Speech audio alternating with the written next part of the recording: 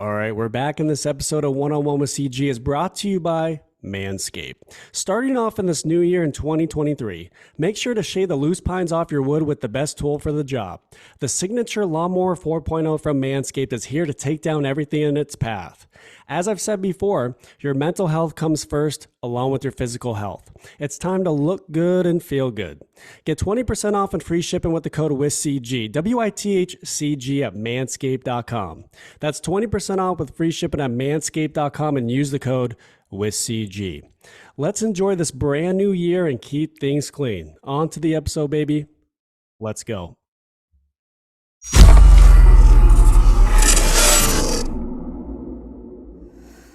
All right, we're back on the podcast, and I've been so excited to catch up with this person today. He's a former professional hockey player, Stanley Cup Champion, Olympic gold medalist, author, and mental health advocate, Theo Fleury. Theo, welcome onto the podcast. Yeah, good to see you, Corey. It's been a minute. Happy to have you on. How's things been? How's things in Calgary? Well, it's Christmas time, slow, not much happening. So getting back into it, probably starting at the next week. So it should be good. Some good family time with everyone? Mm-hmm. Yeah. The Love usual. It. Yeah, the usual. Right. Mostly to recharge the batteries, and get ready for the hectic new year. Right, no doubt. So I wanted to touch on mental health today. I know that you're a huge advocate on it, and you got an incredible story. So let's get right into it. So, there's a lot of people that have been through a lot of shit. I mean, we all go through shit, and trauma and PTSD is one thing that people experience that is not fun. So today I wanted you to come on to really talk about your story and how you've healed and gotten through all of that. Because I think some people might not know how to manage it and to get to the other side. So I'd love for you to touch on it, because there's a lot of people who've been through childhood trauma with their own parents, abuse, relationships, and other things. So would love for you to touch on it and share how you've healed. Yeah. Well, I think trauma is at the core of every single issue we have in society. And, we're very aware that there is, a pandemic of mental illness. There's a pandemic of opioid use. There's a pandemic of suicidal ideation. There's a pandemic of people actually taking their own lives. And what we haven't done a good job of is really talking about trauma, because it's trauma that brings us into the mental health space. It's trauma that brings us into the addiction space. It's trauma that brings us into having suicidal ideations. It's unresolved trauma that eventually causes us to take our own lives. And because big pharma owns mental health, they don't want anybody healing. They want people on prescription drugs or, SSRIs or, whatever you want to call them. They want you on a script from the time you're born until the time you leave the earth, right?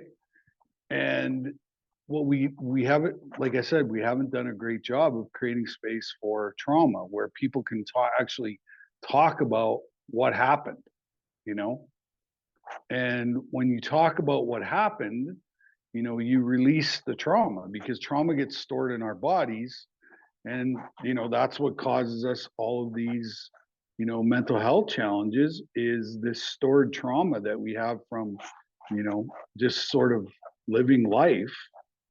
And, trauma doesn't have to be extreme. Trauma is very subtle. And, it can be as simple as your parents were divorced when you were a kid, or you're bullied in school, or, these kind of things. And so what happens is, as you accumulate more and more trauma, it gets layered in the body, it gets layered in the nervous system. And then eventually we have this meltdown. right? And if we would create a society where we can openly talk about our traumatic experiences, we would not have, a pandemic of, mental illness, right? And let's face it, COVID-19 is not the pandemic. Mental illness is the pandemic, right? And I really believe it's caused by systemic government abuse, right? And over the last 3 years, all of that stuff has been exposed, you know, lockdowns, forced vaccination, mask wearing, all these things, are traumatic, right? And so we already had a traumatized society. We added another layer of trauma on top of an already traumatized society. And what did we see happen? We saw a spike in mental illness. We saw a spike in opioid use. We saw a spike in suicidal ideation. And then ultimately, we saw people taking their own lives. And, you know, um, and so, you know, because I've had my own challenges in my life that caused me to have the ultimate meltdown, which is when I was playing in the NHL. I had to leave the game because I could no longer manage, my mental illness. And everybody thought that, my problem was addiction. Ultimately, it wasn't. It was I could no longer manage, my depression, my anxiety, all of these symptoms that I had from trauma, were disguised as an addiction, right? And it wasn't until 2009 when I wrote that book, Playing with Fire, where I actually stood in my truth and told the details of my trauma and what happened to me, that I started on my own path of healing. Right. No, no doubt. And I mean, the thing is, like you just said about being in the NHL, no one focused on mental health back in the day. Nobody. I mean, you didn't No. know, right? You didn't know. You're like confused, right? You're like, what the hell's wrong with me? And still today, no one's focusing on it as much as they should. You got a great point in that. And the natural healing people don't talk about. Am I correct, Theo? No. No. No. It's all about, what type of antidepressant you're on, or antipsychotic, or whatever. And there's studies coming out that those actual drugs do lead to people having suicidal ideation, and people are actually taking their own lives because of because what we're doing is we're giving people synthetic brain chemistry, right? and Right. and I went down that road, and I was actually worse instead of better. And it wasn't until I switched to holistic practices that I really started to change, and I really started to get better, with simple breathing exercises, meditation, you know, yoga, these kind of things, uh, which are readily available all day long, you know, because the mental health system is completely run over, and there's not enough people, skilled people, for the amount of people that need help, right? And so, um, that's why I'm a big proponent of peer-to-peer counseling. You know, is two people who've had the same experience get together and work through their issues together, right? In a very vulnerable way. Nobody talks about vulnerability in the mental health space, right? Mhm. And you know, like everything else in the medical system, everything's backwards, right? It's all backwards. Nobody talks about exercise. Nobody talks about vitamin D. Nobody talks about, you know, healthy diet and lifestyle. Um, you know, it's just backwards, right? And ultimately, I've seen people change in, 10 minutes. Yeah. Yeah, no doubt. with somebody who, uh, you know, who feels safe in a conversation where they can talk about, you know, what happened to them, right? Nobody ever asks what happened to you, right? Hmm. You know, they tiptoe around the subject. They're uncomfortable, you know, around talking about mental illness, and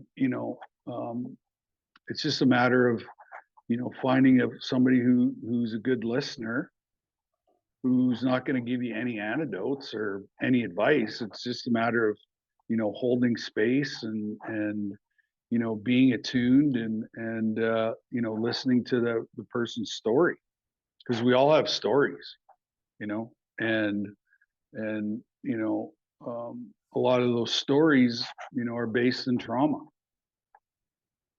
I agree with you. And I think you have a really good point in the fact that, like, therapy, talking one on one, not being, you can't have fear of being judged with that person you talk to as well. Being vulnerable is so huge. And I mean, from my personal experience, I think it's the most cleansing thing to just say, Yeah. hey, I want to understand myself better with what I've gone through so that, Mhm. I can just live a healthy life. And you talk about this routine with yoga, breath work. I've been doing all that. And I was actually going to ask you if you've done any cold therapy, cold exposure as well. Have you, Theo? I haven't done any of that yet, but I hear it's very highly effective and it's good for dopamine, serotonin levels, which are direct cause of depression.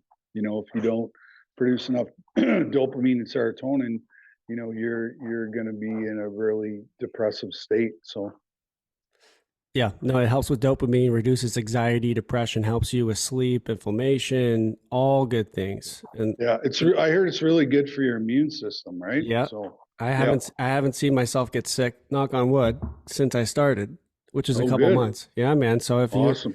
when you're out here, I'll take you with me. We can do it. Awesome. Yeah, man. Awesome. It's great. That's another thing to add to the routine. You should try it, Theo. Hmm. Yeah. So another thing I want to bring up too, I think along with past trauma and PTSD are triggers, because people have triggers and they might not even know that they have them. You know, what have you done to manage and control your own triggers from your past? And I know you're happily married right now with your wife, Hmm. right? Hmm. How do you prevent lashing out or whatever it is, reacting to a trigger? What have you done to help yourself? I think people should hear about this. Yeah. Well, first of all, you have to be self-aware, you know, that it's actually happening in the moment, right? Um, uh, so, when I was writing my second book, um, Conversations with a Rattlesnake, it was all about neuroscience and attachment theory. And basically, what we discovered is that trauma leaves uh, a footprint uh, in your psyche and in your nervous system. That there's four key areas we get triggered by because of our past traumas. And so the first one is abandonment and neglect. Second one is I'm not good enough, which I say 99.9% of the population has I'm not good enough. Yep. Third one is I'm not lovable. And then the fourth one is, I would say, is the people who are opioid users. And that is, do I even exist in the world? Which Wow. means those people can't connect in relationship because they are so afraid of, like you said, rejection, judgment, all these things. And Yeah. so um, when I realized those are my four triggers, now I can actually work on them, because I didn't even know that I, you know, felt abandoned and neglected in a lot of relationships, which Mhm. comes from my experience with my parents as a kid, because my parents both suffered their own trauma and their own addiction issues. So, not blaming them, but they just didn't have any skills to be able to parent the Yeah. proper way, right? Secondly, not good enough. Holy cow. Like that's probably my biggest trigger is, not feeling good enough. And you would say, how could that possibly be when you've been so successful, you know, um, in most of your life? Right. Well, but it's always there. But the simple fact now that I'm aware, is a huge um, is huge to be able to just be aware that, oh my God, I'm not good enough, right? Because I'll pick up the sign and hold it over my head, Hmm. all the time. But that has to come from within. And that has to come from with how hard you actually want to work on yourself to get to the point where you love yourself, you take care of yourself, you eat well, you sleep well, you exercise, all of those things, right?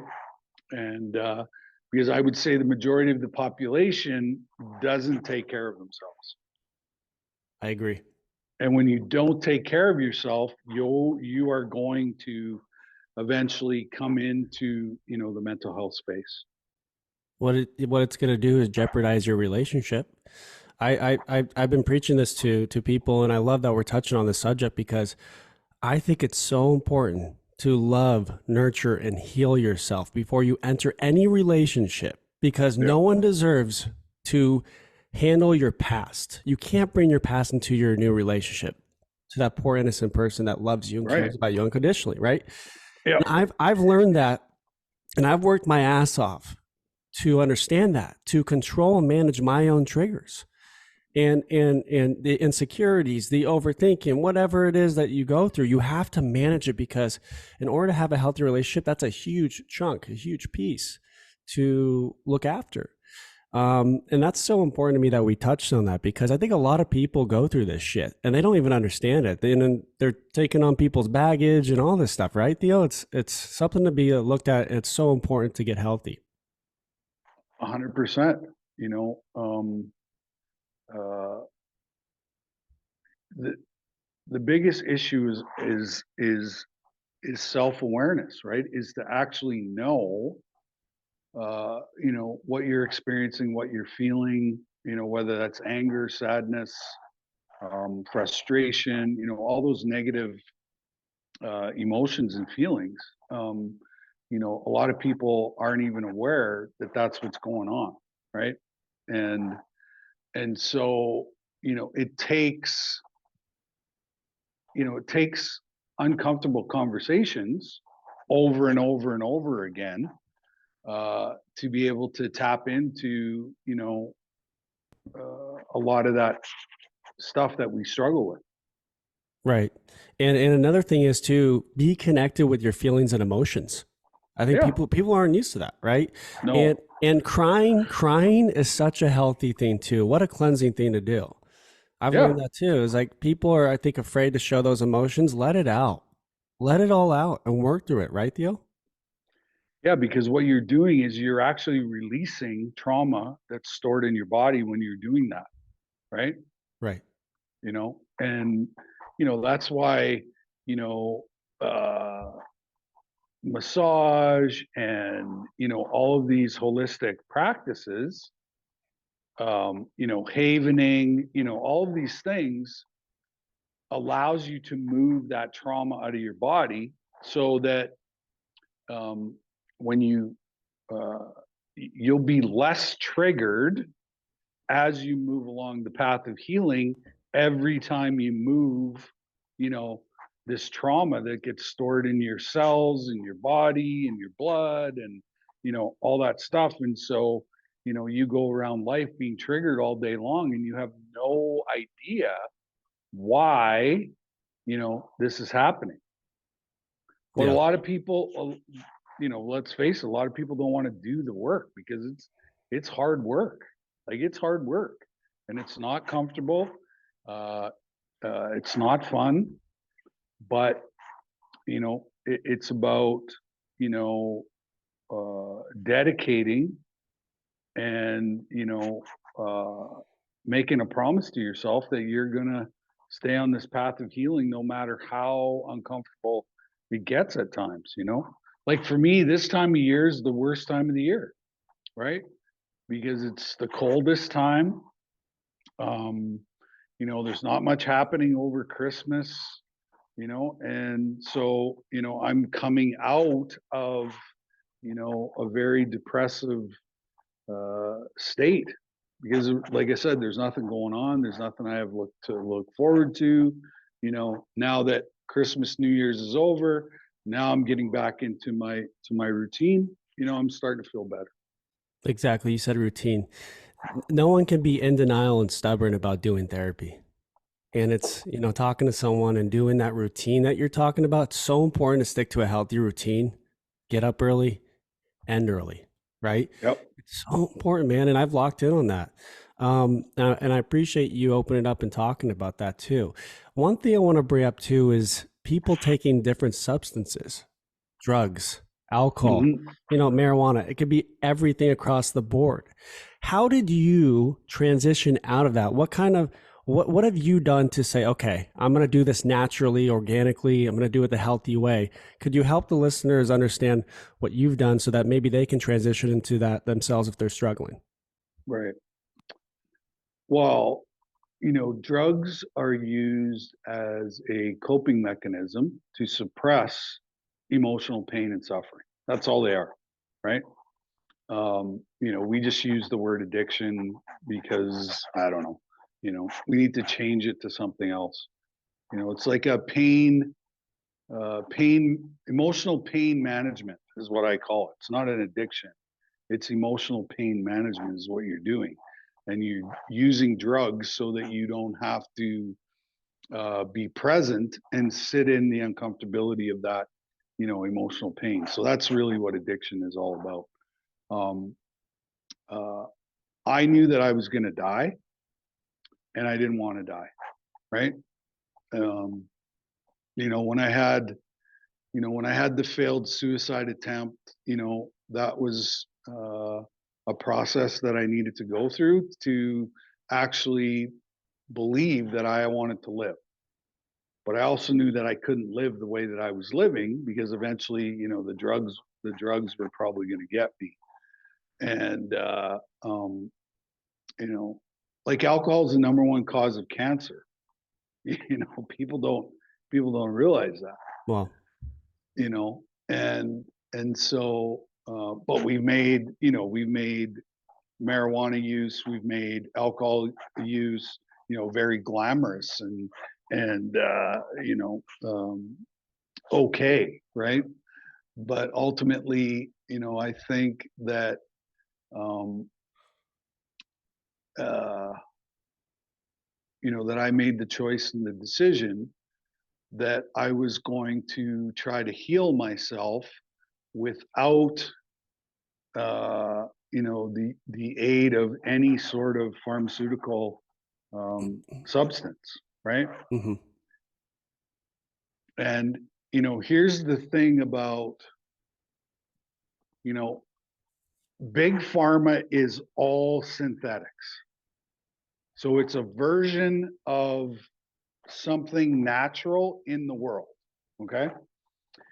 And so when I put a synthetic uh, substance in my body doesn't know what it is because you know, natural medicines like plant-based medicines, they actually have a code and a frequency in them. And so when you put something natural in your body knows exactly what to do with that substance, right? And so when you put synthetic versions of the original medicine in your body doesn't know first and foremost what to do with it because it's not coded properly. It doesn't have the right frequency attached to it. So you get a short-term relief for a long-term problem. Okay. And then at the end of every 30-second commercial, pharmaceutical commercial, what happens at the last 10 seconds? It's all about the side effects. Okay.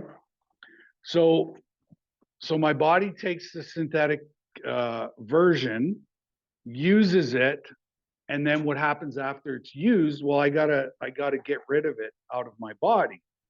And so it has to pass through the kidneys, the liver, and the intestines. And your body can't extract this synthetic version. And that's why you have all of these side effects that are attached to using big pharma. And nobody talks about this stuff, right? Whereas natural medicine, your body actually knows what to do with it. It gets the full benefit of it, and then your body's able to extract it, you know. And that's why people have leaky gut syndrome. They have all kinds of liver problems. They have all kinds of kidney problems, is because they can't get rid of the synthetic version of the pharmaceutical that they're taking. Right. Yeah, it's interesting. I know some people that are on antidepressants and, they've seen their anxiety get worse. Mhm. I've seen that, and they're on a couple medications and I'm like, oh boy, let me take you cold plunging real quick. Let's have a little fun naturally, right? I've seen that. I want to tell you a story real quick, Theo. During New Year's, before it hit midnight, I went out to dinner with my buddies out in Laguna Beach. Beautiful Mexican restaurant right on the water. And I was only planning on having dinner and coming right back home. I'm not a guy that likes to go out and drink and party. I got too much going on. Yeah. So we're out, we're having dinner, we have a great time, and I have a buddy next door at a bar called the Marine Room, and he's like, "Hey, come on over. I want to say hi to you real quick." And I said, "Fine, fine, fine. I'll go over." And when I enter this bar, it was just nuts. There were so many people there, and they're all fucked up. And Mhm. I'm like looking at everyone. I'm like, they are all coping. There's no doubt they're coping this way. And Yeah. I've only had one beer. That's it. That's my max. And I'm like, what is going on? Everyone's just hurting right now. You could see it, right? Oh And yeah. I was just like, this is a reminder to me why I don't go out to bars, because it's just people who are hurting. I feel like it's the way of Yep. coping. People look forward to the weekend so that they can just numb their pain. I really do feel that way. Yep. So, and I went home, I played cards with my buddies, and we ended the night. So I hope people can really find the natural way of healing, you know? Yeah. And you can heal your body naturally, right? You know, if you uh, if you take care of yourself the right way, your body will naturally start to heal itself because it has the ability to do that, right? So, um, uh, and with this whole pandemic, it's all about the immune system, right? It's all about the immune system, and people who are overweight, who don't sleep, who don't eat well, who don't exercise, they are more susceptible to you know getting sick, right? Right, right, And the people who look after their immune system, and I would say sleep is probably the number one thing that you need to do, um, for your immune system, because when you're sleeping, that's the only time that your body heals itself, is when you're actually sleeping, right. right? So if you're not sleeping properly, you're going to have lots of issues. You're going to have anxiety, you're going to have depression, you're going to be irritable, you're going to be restless, Yeah. all these things. So, and that's why routine is so important, when you're on a path of healing. Yeah, I've noticed how important sleep is. Early bedtime, early wake up call. It's so Yep. important. And in high school, I used to be a kid who had insomnia. I'd stay up late. I feel like sluggish and like shit in the morning, you Mhm. know? It's such a huge game changer to get good sleep, huh? Yeah, it's I would say it's probably the number one thing that people, you know, have have a hard time with, is sleep. But because you know, we have so many distractions, um, with our phones, with TV, with streaming, with, sports and all that, it, it's an addiction as well, is addiction to, our devices, which causes our parasympathetic nervous system to never be shut down, right? Right. And so even though you're sleeping, you're not getting the right kind of sleep. Yep. I agree with you. We kind of touched on anxiety and depression, but I do want to ask you this. How is your anxiety today? How have you managed it? How do you feel nowadays? Mhm.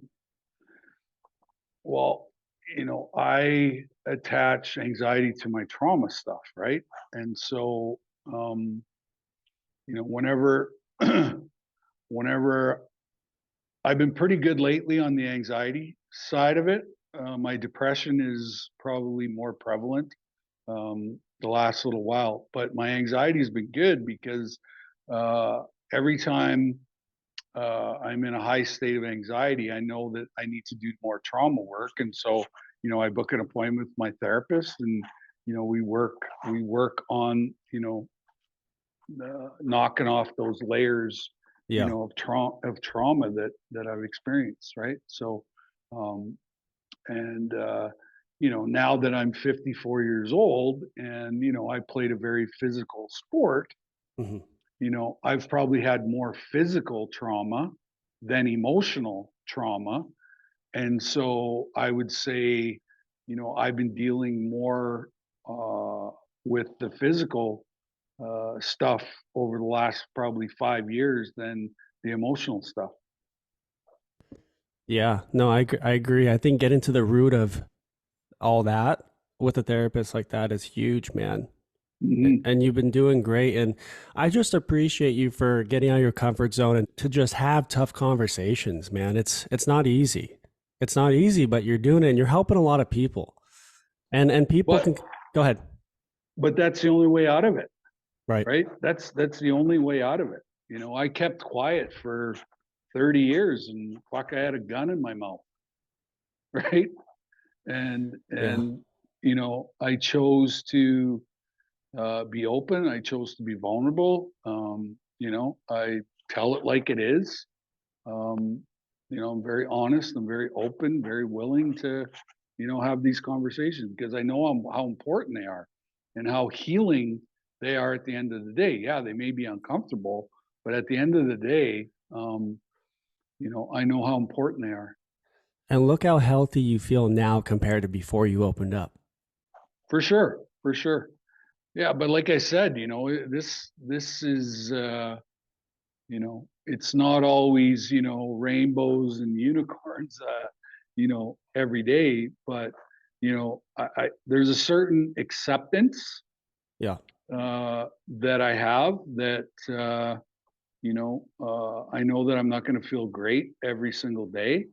And but I'm able to sit in the uncomfortability of that exercise. And I know that that saying, "This too shall pass," right? Right. And I don't get too low, and I don't get too high. I just kind of you know Stay right in the middle. try to stay in the middle, right? And don't get too freaked out or too crazy in my head. Yeah, I agree. And I was just talking to a good friend of mine about the nervous system too, how important it is to control that, stay right in the middle. I mean, that's some people need to really like focus on that too, right? It's another thing. 100%, 100%. And you look at uh, you know a lot of people are addicted to risky behavior too, right? So and I see the whole bar scene as risky behavior, right? Yeah. Yeah. You know what I mean? Like Oh it, yeah. it truly is. And I think bars are places where people who have lots of trauma go, right? Right. No. And Yeah. I used to do that all the time, but I would be in a bar with 1,000 people and still feel completely alone, Empty. right? Yeah. So um but it's about it's about using your voice, and it takes a lot of courage to talk about what you need to talk about. um, I was always that guy on the ice, and so nothing's changed, when it comes to having courage, right, and standing in your truth. And you did just that, and it's funny how you say that. Like I've said, I've brought up the cold plunge and stuff. I go to a facility down in San Diego, and everyone's like on the same wavelength. They all want to be Yep, healthy and have that lifestyle. And it's so refreshing to be around people that kind of want the same thing, that are on the same mission, yep, yeah. Stop hanging around with the losers. you know, Yeah, and um, they say find your tribe of people that right. that you can talk about anything, and they're not going to judge you, and they're not going to take that information and use it against you. They're just there to listen and to help you along your journey, I agree right? with you. Oh, I've had the most real, raw, honest conversations with some of these people in there. Yeah. It's And they incredible. and they say, when the student's ready, the teacher appears, right? Right. Yeah. And I've experienced a lot of those people who've come into my life who've, helped me tremendously. That's beautiful, man. That's But beautiful. but I had to, set an intention that I actually did want to heal, right? You got to And be, then and then follow through on the intention. yep. You got to be willing to work hard, like you said. If you don't work and you're not willing, you're not gonna achieve what you want for good health. No, no. And mental health is health, right? It's all, it's emotional, it's physical, and it's spiritual. And that's probably, the one thing we haven't talked about yet is, you got to be connected to something greater than yourself, whatever that is for you, right? Right. You know, and a lot of people, especially in the addiction space, the reason why they can't get sober is because they're not connected spiritually, right? And that's why people uh continue to struggle with addiction, is because they don't have that spiritual connection. And what is spirituality? It's relationship, right? Ultimately, that's what it's all about. If I have a good relationship with myself, how do you think all of my other relationships are going to be? They're going to be the same, right? Oh yeah. They're going to be the same. But if I'm angry, resentful, pissed off, frustrated, that's all my relationships are going to be like that. It's so hard for anyone that's going through that to have compassion, love, and connection, man. Yeah. It's so hard, Yep. right? And the two greatest lessons that I learned uh, in life uh, came from me working in the prison system. Right? Compassion and forgiveness. The baddest dudes on the planet, murderers, rapists, child molesters, bank Wow. robbers, you name it. They were the guys that taught me compassion and forgiveness. Wow. When you have trauma like that, it is hard to forgive, isn't it?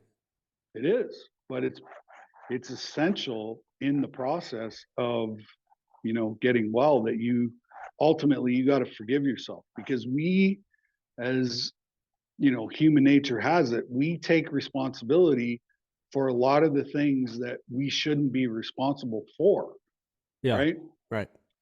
And with my abuse stuff, like I actually, for a long time thought that I actually played a part in it, that it was my fault, when in actuality, I was just an innocent kid who had a dream of, playing in the NHL. And, Right. unfortunately I ran into the wrong person, and suffered some significant trauma from that relationship. It's so important to know, Theo, that that was out of your control and it is Hmm. not your fault. Yeah. You ever watch Good Will Hunting when Robin Williams That, is talking to yeah. Matt Damon? It's not your fault. That's It's not your yeah. That fault. that's my one of my favorite Fucking love that movies movie. movie scenes of all time. Isn't that the best Right. scene? Yeah. And you know when Will finally makes that connection, what happens in the next scene? he goes and gets the job and he goes and gets the girl because he doesn't have to self-sabotage any of it anymore. Right. He actually believes that he deserves, love and compassion, empathy, which is what the girl was trying to show him Yeah. at the beginning of their relationship, and he rejected it because he didn't think he deserved it. He pushed her away. Yeah. And he figured it out, and then he went and chased her, found her. Yeah. Exactly. It's a beautiful Yeah. story. That's one of my favorite movies. Yeah. And how many times, in our life do we self-sabotage, the greatest things that come into our life because we don't feel good enough, You're so right? right, man. Yeah, you have to feel good about yourself. You have to love Yeah. yourself, right? That's so Yeah. important, man. I'm glad you said Yeah. that. Yeah. And I've learned that too for myself. Yeah. Yeah. Because, if we don't feel good enough and we don't feel lovable, those people that come into our life that can give us the things that we need, instead of accepting them and believing them, we push them away. And we can't do that because Mhm. we're deserving of it. Of course. Yes. And in order to understand that, you have to be healthy, right? You have to be healthy. Or, on somewhat of a path of, Right. change, and who likes change? Nobody likes change because it's uncomfortable, right? Well, because it takes work and people are fucking lazy, They are. They right? are. Yep. I'm not, you're not, we're not about that. And that's why we're here today to talk about it, because I want I want to give them that extra push and help them. Yeah. 100%. And the thing about healing is, it's for the rest of your life. Like I know that I'm in therapy for the rest of my life, Yep. and I'm completely okay with that because I've had so many incredible, amazing experiences, doing the work. Yep. I agree with you. You don't stop doing it. And if like, for instance, when I was saying that you work on yourself, you do all those things, if you enter a relationship, you don't stop doing it. It's a Oh, continued thing because you evolve and mhm. grow and you want to be better each and every day. There's so much room to Yeah, grow, right? yeah, yeah, yeah. And ultimately, it's you know, you got to have a relationship with yourself. That's it, right? Doesn't matter, your external relationships, because if the one you have with yourself isn't good, your other relationships are not going to be great as well, right? Family, friends, your romantic Hmm. Yep. partner, all of that. Hmm. I Yeah. agree with you. Oh, yeah. Yep. Hey, speaking of movies, I know you told me last time that you had a movie deal going on. Yeah. Can you give me an update? We're What's going on? we're still working on it. So Okay. yeah, still Uh, working on it. Well, We've had some good meetings. We've had some people really interested in, funding the movie. I think everything else is in place, with the exception of, of the funding. So once we get the funding in place, then that'll give us the green light to make it happen.